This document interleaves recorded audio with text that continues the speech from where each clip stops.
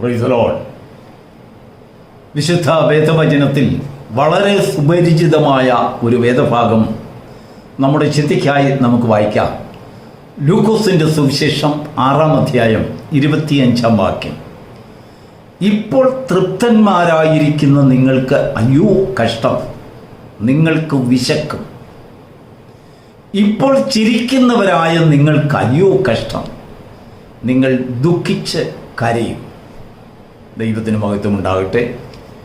അനുഗ്രഹിക്കപ്പെട്ട ഒരു പ്രഭാതയാമം തിരുവചനത്തെ ധ്യാനിപ്പാൻ കർത്താവ് നമുക്ക് വീണ്ടും ദാനമായി തന്ന ദൈവത്തിൻ്റെ മഹാസ്നേഹത്തെ ഓർത്ത് ദൈവത്തെ സ്തുതിക്കുന്നു.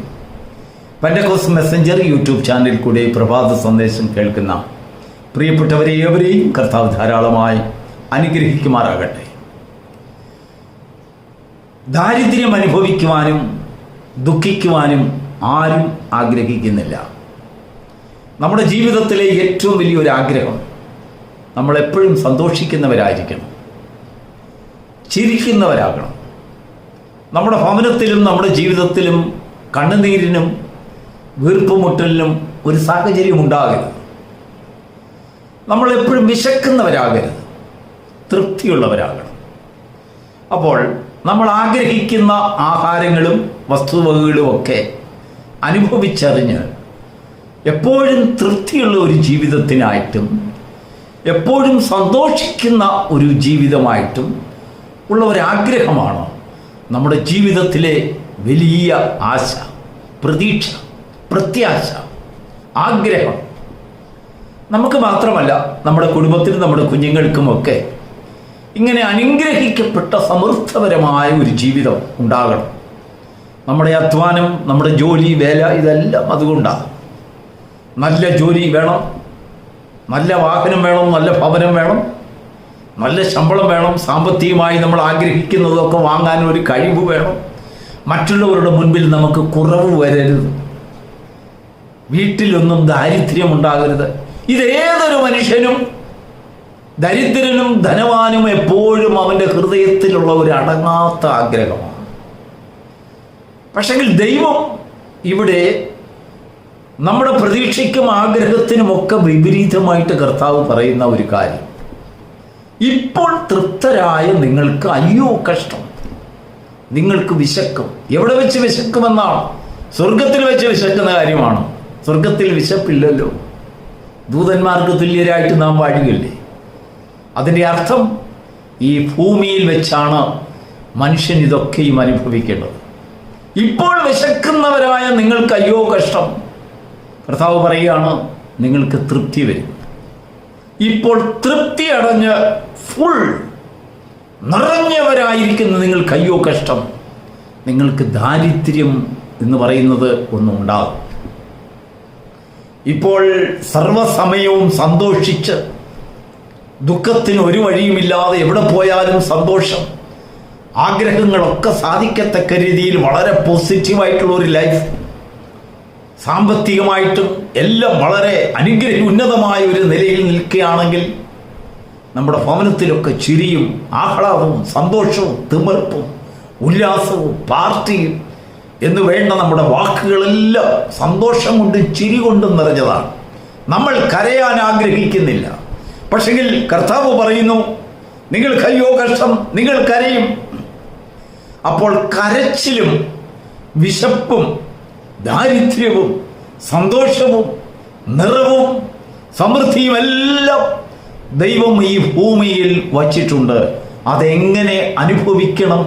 അതാണ് ദൈവത്തിൽ നിന്ന് പ്രാപിക്കുന്ന ജ്ഞാനം. മനുഷ്യൻ എന്നാൽ ദൈവത്തിൽ നിന്ന് ജ്ഞാനം പ്രാപിക്കാതെ മനുഷ്യൻ പൊടുന്നനവേ, അവൻ ഒരു ആത്മീയനാണെങ്കിലും ഭൗമികനാണെങ്കിലും അവൻ്റെ ജീവിതത്തിലെ സ്വപ്നമെല്ലാം സമൃദ്ധിയുടെ സ്വപ്നം, തൃപ്തിയുടെ സ്വപ്നം, സന്തോഷത്തിൻ്റെ സ്വപ്നം. അവൻ കരച്ചിൽ ഇഷ്ടപ്പെടുന്നില്ല, സങ്കടം ഇഷ്ടപ്പെടുന്നില്ല. പക്ഷെങ്കിൽ ദൈവം അത് ഭൂമിയിൽ വച്ചിട്ടുണ്ട്. അത് മനുഷ്യൻ അനുഭവിച്ചിട്ട് മാത്രമേ അവൻ്റെ അവസാനം ഒരു പുരുഷായുസിന് അന്ത്യമുണ്ടാകുകയുള്ളൂ എന്ന് ദൈവം വച്ചിരിക്കുന്ന വ്യവസ്ഥ. നമുക്കറിയാം, പല രാജാക്കന്മാരുടെയും ഭവനത്തിൽ ധാരാളം സമൃദ്ധിയുണ്ട്. ഇഷ്ടം പോലെ ഭക്ഷണമാണ്. ആഗ്രഹിക്കുന്ന ഏത് വിഭവ സമ്പത്തും അവൻ്റെ ഭവനത്തിലുണ്ട്. പക്ഷെങ്കിൽ അനേക രാജാക്കന്മാർക്ക് ആഹാരം കഴിക്കാനുള്ള വിശപ്പ് ദൈവം കൊടുത്തിട്ടില്ല. അനേക സമ്പന്നന്മാർക്ക് അവർ ആഗ്രഹിക്കുന്ന എല്ലാ സമ്പത്തുകളും അവൻ്റെ ഭവനത്തിലുണ്ട്. പക്ഷെ അവൻ ഇച്ഛിക്കുന്നതെല്ലാം അവൻ്റെ ജീവിതത്തിൽ അനുഭവിക്കുവാനുള്ള ഒരാരോഗ്യം അവൻ്റെ ജീവിതത്തിലില്ല. Price the Lord. അനേകർക്ക് അവരുടെ ജീവിതത്തിൽ സന്തോഷമല്ലാതെ ദുഃഖത്തിന് ഒരു വഴിയുമില്ല. പക്ഷെങ്കിൽ അവർ പ്രതീക്ഷിക്കാത്ത സങ്കടങ്ങൾ അവരെ തേടി, ചില വിഷയങ്ങൾ അവരെ തേടി എത്തും. യോബിനെ തേടിയെത്തിയതുപോലെ ഓർക്കാപ്പുറത്ത് സങ്കീർത്തനക്കാരനായ ദാവീദ് ഇവയൊക്കെയും ഗ്രഹിച്ചതിന് ശേഷം ദാവീദ് ദൈവത്തോട് പാടി പ്രാർത്ഥിക്കുന്ന ഒരു കാര്യമുണ്ട്. ദൈവമേ, ഞാൻ സമ്പന്നനായിട്ട് ദൈവം ആരെന്ന് ചോദിക്കുന്ന ഒരു മനോഭാവം എന്നിൽ ഉണ്ടാകാതിരിക്കേണ്ടതിന്, ഞാൻ വിശപ്പടക്കി നല്ലതുപോലെ ഭക്ഷിച്ചിട്ട് തൃപ്തനായി എനിക്കിനിയും ഒന്നും കുറവില്ല, ഒന്നിനെ കൊണ്ടും എനിക്ക് ആവശ്യമില്ല, ആരുടെയും സഹായമില്ലെന്ന് ഞാൻ ദൈവത്തോട് മർദ്ദലിച്ച് സംസാരിക്കാതിരിക്കുവാൻ. അത് മാത്രമല്ല, ഞാൻ ദരിദ്രനായിട്ട് മറ്റുള്ളവരുടെ മോഷ്ടിപ്പാൻ ഇടവരരുത്. ദൈവത്തെ ദുഃഖിപ്പിക്കുന്നവരാകരുത്. ലോകത്തിൽ ദുഷ്ടതനായി തീരുവാൻ സംഗതിയാകരുത്. അതുകൊണ്ട് ദാവീദ് ആഗ്രഹിക്കുന്ന ഒരു പ്രതിവിധി, ഉള്ളതുകൊണ്ട് തൃപ്തിപ്പെടുവാൻ, അന്നന്നത്തേക്ക് ആവശ്യമുള്ളത് ചോദിച്ചു വാങ്ങിച്ച് അതിൽ സംതൃപ്തിയുള്ളവരായിരിക്കുവാൻ, ആരെയും അനുകരിക്കാതിരിക്കുവാൻ, ദൈവം തരുന്നതിലൊക്കെയും ആനന്ദം കൊള്ളുവാൻ, ദൈവസന്നിധിയിൽ ജ്ഞാനമുള്ള ഒരു ഹൃദയം എവൻ പ്രാപിക്കുന്നുവോ അവൻ്റെ ജീവിതത്തിൽ ആപത്തുകളെ ഒഴിഞ്ഞു പോകുവാൻ സാധ്യത. നമുക്കറിയാം, അനേക സമ്പന്നരുടെ ഭവനത്തിൽ സമാധാനമില്ല. നമ്മുടെ പഴമക്കാർ ഒരു പഴഞ്ചൊല്ല് പറയാറുണ്ട്. വീട്ടിൽ കുടുംബക്കാരെല്ലാവരും കൂടെ ചേർന്നല്ലെങ്കിൽ കൂട്ടുകാരെല്ലാവരും കൂടെ ചേർന്നുകൊണ്ട് സന്തോഷിച്ച് എന്തെങ്കിലും കാര്യങ്ങളൊക്കെ പറഞ്ഞ്, തമാശകളും പറഞ്ഞ്, ചില കാര്യങ്ങൾ പറഞ്ഞ് അങ്ങ് ചിരിക്കുന്നെന്ന് വെച്ചു. എന്താ അതിന് ചിരിച്ച് മണ്ണ് കപ്പുക എന്നൊക്കെ പറയുന്നില്ലേ? അമിതമായി ചിരിച്ച് ചിലരങ്ങ് കരഞ്ഞു പോകും. അപ്പോൾ പഴമക്കാർ അത് കണ്ടുകൊണ്ട് പറയും, ഇനിയും ചിരിക്കണ്ട, എന്തോ കരച്ചിൽ നമ്മളെ കാത്തിരിക്കുന്നുണ്ട്.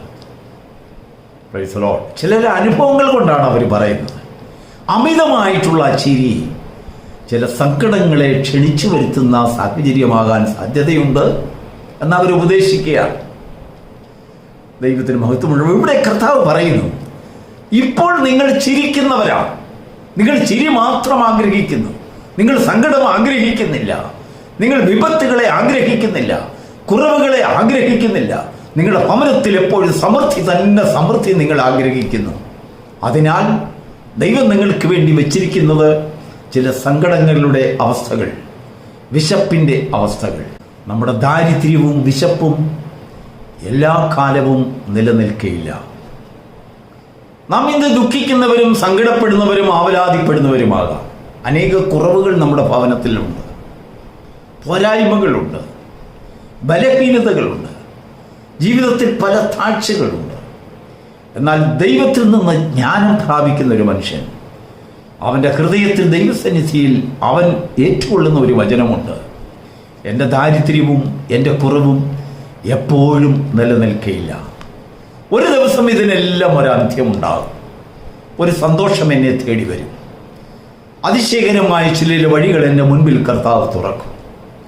ഇപ്പോൾ ചിരിക്കുന്നവർ ധാരാളം ആൾക്കാർ കാണും. അതെൻ്റെ വിഷയമല്ല.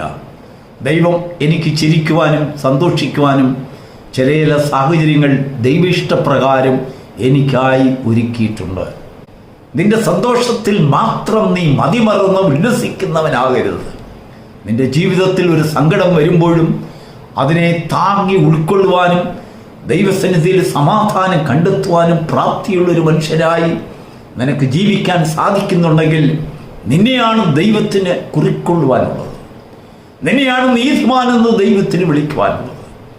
ഒരു ദിവസം യോബിൻ്റെ കയ്യിൽ നിന്ന് സകലതും നഷ്ടപ്പെട്ടപ്പോൾ അവൻ സ്വർഗത്തോട്ട് നോക്കി അവൻ പറയുകയാണ്, ദൈവം തന്നതല്ലാതെ എൻ്റെ കയ്യിൽ ഒന്നുമില്ലായിരുന്നു. അതുകൊണ്ടാണ് ദൈവം അത് തിരിച്ചെടുത്തത്. യഹോവ തന്നു, യഹോവ എടുത്തു. അവൻ്റെ നാമം മഹത്വപ്പെടുമാറാകട്ടെ. നമ്മുടെ ജീവിതത്തിലെ സങ്കടങ്ങളുടെ മുഖത്ത് നമുക്കിങ്ങനെയൊരു വാക്ക് പറയുവാൻ, ആശ്വസിക്കുവാൻ, ആ സാഹചര്യങ്ങളിലും ദൈവത്തിന് കൊടുക്കേണ്ടതായ മഹത്വത്തിന് വിഘ്നം വരാതെ, തടസ്സം വരാതെ ആ മഹത്വം നാം കരേറ്റിക്കൊണ്ടിരിക്കുന്ന ഒരു മനുഷ്യനാണെങ്കിൽ, ജീവിതങ്ങളാണെങ്കിൽ, ആദ്യേക്കാൾ അവസാനം അനുഗ്രഹിക്കപ്പെട്ട ഒരു ഭാവി നമ്മുടെ മുൻപിൽ കർത്താവ് നമുക്കായി സമ്മാനം വെച്ചിട്ടുണ്ട്. ആ സമ്മാനത്തെ കാണുവാനുള്ളൊരു ഭാഗ്യം നമ്മുടെ ജീവിതത്തിൽ ഉണ്ടാകും. നാം എപ്പോഴും ദുഃഖിക്കുന്നവരും സങ്കടപ്പെടുന്നവരും ആയിരിക്കണമെന്നല്ല ദൈവത്തിൻ്റെ ആഗ്രഹം. ഇന്ന് നമ്മൾ സങ്കടപ്പെടുന്നവരും ദാരിദ്ര്യം അനുഭവിക്കുന്നവരും ദൈവേഷ്ടപ്രകാരമുള്ള സകല സങ്കടങ്ങൾക്കും നാം നമ്മെ തന്നെ ദൈവത്തിൻ്റെ സന്നിധിയിൽ തകർന്നു പോകാത്ത ഒരു ഹൃദയത്തിൻ്റെ ഉടമകളാണ് നാമെങ്കിൽ, അവിടെയൊക്കെയും ദൈവത്തിന് മഹത്വം നമ്മൾ നിർത്തിക്കളയാത്തവരാണെങ്കിൽ, നമുക്ക് വേണ്ടി 10 മടങ്ങായി നഷ്ടങ്ങളെ നികത്തിയ ഒരു സന്തോഷത്തിൻ്റെ വരവുമായി ഒരു ദിവസം കർത്താവ് നമ്മുടെ മുൻപിൽ വരും. ദൈവം നമുക്ക് പ്രത്യക്ഷമാകും. നമ്മുടെ സങ്കടങ്ങളെ അവൻ കേൾക്കും. എന്നാൽ നാം ഒരിക്കലും ദാരിദ്ര്യം ഇഷ്ടപ്പെടാത്ത, ദരിദ്രം അനുഭവിക്കുന്നവരെ കുറിച്ചുള്ളതായ ഒരു നികൃഷ്ടാബോധം നമ്മുടെ മുൻപിൽ വരുന്നവരാണെങ്കിൽ ദൈവം നമ്മെ വിളിക്കുന്നത് അഹങ്കാരികൾ. നമുക്ക് വേണ്ടി ചില ദാരിദ്ര്യങ്ങളും സങ്കടങ്ങളും നമ്മുടെ കഴിവ് കൊണ്ടും നമ്മുടെ വിദ്യ കൊണ്ടും നമ്മുടെ ജ്ഞാനം കൊണ്ടും തീർക്കുവാൻ കഴിയാത്ത പല പ്രശ്നങ്ങളും നമ്മുടെ മുൻപിൽ ദൈവം കൊണ്ടുവരുന്നതിനിടയായിത്തീരും. ദൈവത്തിൽ നിന്ന് ജ്ഞാനം പ്രാപിക്കുന്നവൻ അവൻ ലോകത്തിൽ സമ്പന്നനായിട്ടല്ല സന്തോഷിക്കുന്നത്. അവൻ ലോകത്തിൽ സകലതും തൃപ്തിയായി അവന് ലഭിച്ചതിന് ശേഷമല്ല അവൻ ചിരിക്കുന്നത്. അതിനങ്ങേപ്പുറം ദൈവത്തിൽ സന്തോഷിക്കുന്ന ഒരു അനുഭവം, സർവശക്തനായ ദൈവത്തിൽ ആനന്ദം കൊള്ളുന്ന, സമാധാനം കൊള്ളുന്ന ഒരു അനുഭവം. അതാണ് ക്രിസ്തീയ ജീവിതത്തിൽ കർത്താവ് നമുക്കായി വാഗ്ദത്തം ചെയ്യുന്നത്. ഈ വാഗ്ദത്തത്തെ പ്രാപിപ്പാൻ ദൈവം ഈ പ്രഭാതത്തിൽ നമ്മെ സഹായിക്കുമാറാകട്ടെ. വീണ്ടും നാം വായിച്ചതായ വേദഭാഗത്തിലേക്ക് വരാം. ഇപ്പോൾ ചിരിക്കുന്നവരായ നിങ്ങൾക്ക് അയ്യോ കഷ്ടം, നിങ്ങൾക്ക് കരയുവാനുള്ള ചില സാഹചര്യങ്ങൾ വന്നേക്കാം. അതുകൊണ്ട് നിങ്ങൾ ചിരിക്കുന്ന ചിരിയെക്കുറിച്ച് നിങ്ങൾ ബോധവാന്മാരാകുകയും, ഇപ്പോൾ തൃപ്തി അടയുന്ന നിങ്ങൾക്ക് അയ്യോ കഷ്ടം, നിങ്ങളറിയാത്തൊരു വിശപ്പും ദാരിദ്ര്യവും നിങ്ങൾക്ക് വേണ്ടി കാത്തിരിക്കുന്നുണ്ടാകാം. അതുകൊണ്ട് നിങ്ങളുടെ തൃപ്തി എങ്ങനെയായിരിക്കണമെന്ന് ദൈവസന്നിധിയിൽ നിങ്ങളെ തന്നെ ശോധന ചെയ്യുന്നവർ ഭാഗ്യവാന്മാർ. ഈ ഭാഗ്യകരമായ ആ ഒരു ക്രിസ്തീയ ജീവിതം കർത്താവ് നമുക്കായി ദാനം ചെയ്തിരിക്കുന്നതായ ആ വിജയകരമായ ഒരു ജീവിതം ചെയ്യുവാൻ തക്കവണ്ണം ദൈവം നമ്മെ ഈ പ്രഭാതത്തിൽ ഈ വചനങ്ങളാൽ സഹായിക്കുമാറാകട്ടെ. God bless you.